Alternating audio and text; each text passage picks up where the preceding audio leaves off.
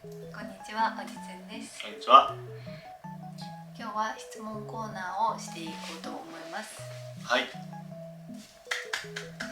インスタグラムのストーリーで募集してたくさんの質問ありがとうございました。ありがとうございます。結婚についての質問がすごい多くて、やっぱうちら新婚だからね。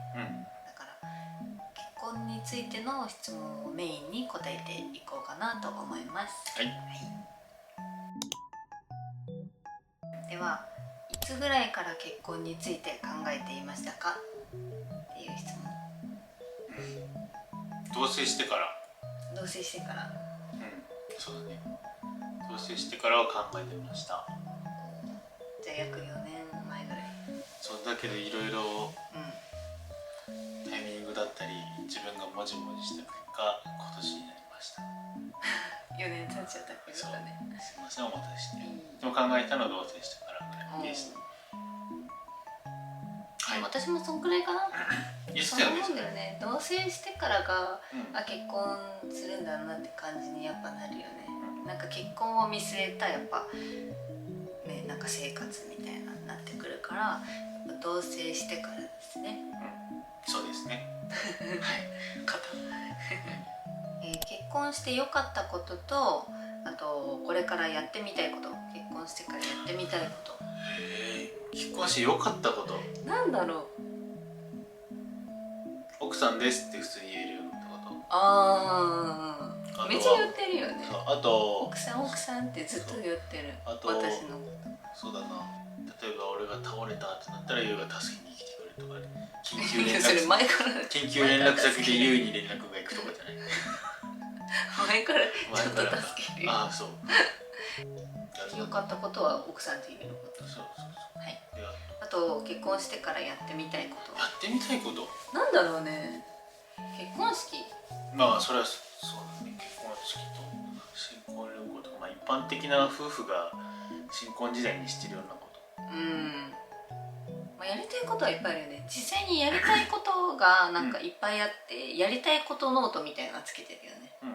こういうなんか一緒にしたいことノートっていうのがなんか売ってて、Amazon かなんかで買ったんだけど、これをね、1個ずつ思いついたら書くようにしてるんだよね。そうだからこれもやりたいことがいっぱいあります。そうだから言うと、俺は大衆居酒屋に行くんだ。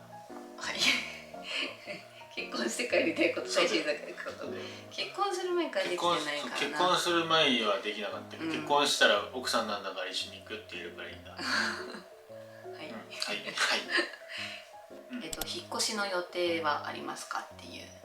引っ越しはもう一旦更新しちゃったんで、考えてたんだよね、今年の春とかぐらいに考えてて、でもあんまりいい物件、なんかここだなっていう物件に出会えなかったから、まだまだ多分このお家でお世話になるな。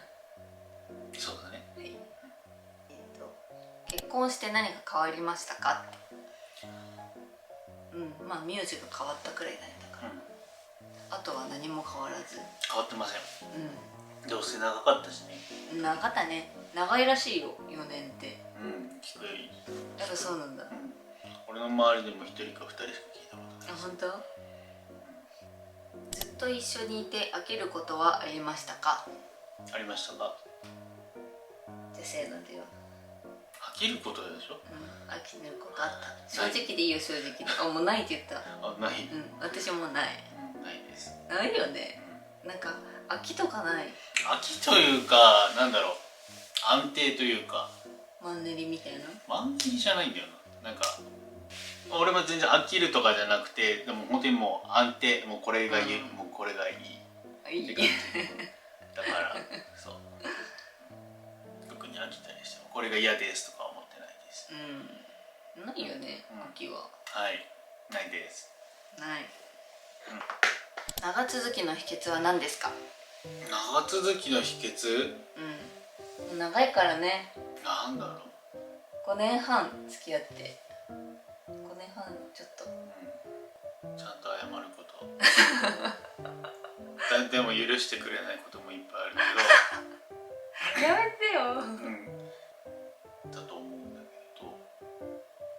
私はもう多分ずっと言ってるけどお互い、思いやりでなんかこうやっぱ価値観はどうしても絶対に合わないことはあるから、そこは話し合ってどう折り合いをつけていくか、ここどこまで許せるのかとか、で、合わないところもねお互いが許し合うというか、そうだね、が長続きね、私たち的にね。そうだよね。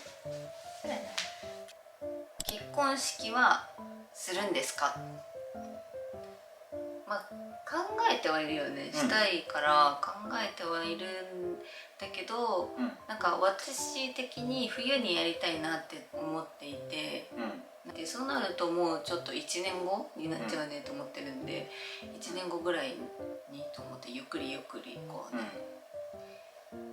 計画を立ててやれればなと思ってるよね。そうね。はい。なんかあれだよね、本当に身内だけ。そう、私たちはね身内だけでこう大きくはやらずにこじんまり豪華にやろうかなって思っていて、場所とかもねいろいろこれから見たりするのかな。結構珍しいことにね、私が身内ですごいやりたくて、こうちゃんの方が結構ね友達とか呼びたいなって、多いからいろいろするなら呼びたいなと思いつつも、ただそこは、身内だけでいいと思う。ありがとうございます。新婚旅行の候補はありますか？まずは南国系の暖かいところか、ヨーロッパ系か、あとはなんかちょっと文化系、なんていうの、なんかエジプトとかカッパドキアとか、そういうなんかちょっとね、わかる国のなんかそういうのを感じられるようなところ、この3つがいいって言ってなかったっけ？かディズニーだ。